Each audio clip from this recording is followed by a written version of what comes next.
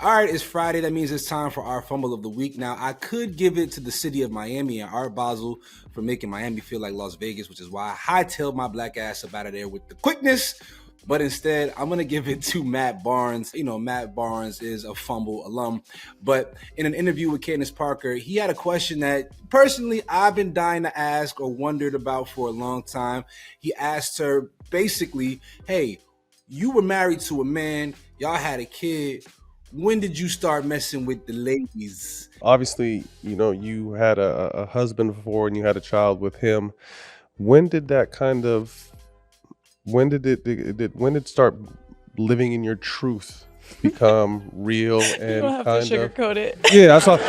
And so, Matt Barnes was stuttering, trying to find an appropriate way to ask this question. He approached it very delicately. And if you've ever met Matt Barnes or know Matt Barnes, he's pretty much a straight shooter. But to see him stumble and fumble his way through the question is the reason he's getting the Fumble of the Week. But I appreciate him for asking that question because I've always wanted to know. Yeah, that was a pretty funny clip. And the fact that everybody could laugh about it was great. My Fumble of the Week is not that funny. Unfortunately, I have to give it to Detroit Pistons superstar right now, Cade Cunningham. I don't know if you all watched Thursday Night Football, but the Detroit Lions were hosting the Dallas Cowboys.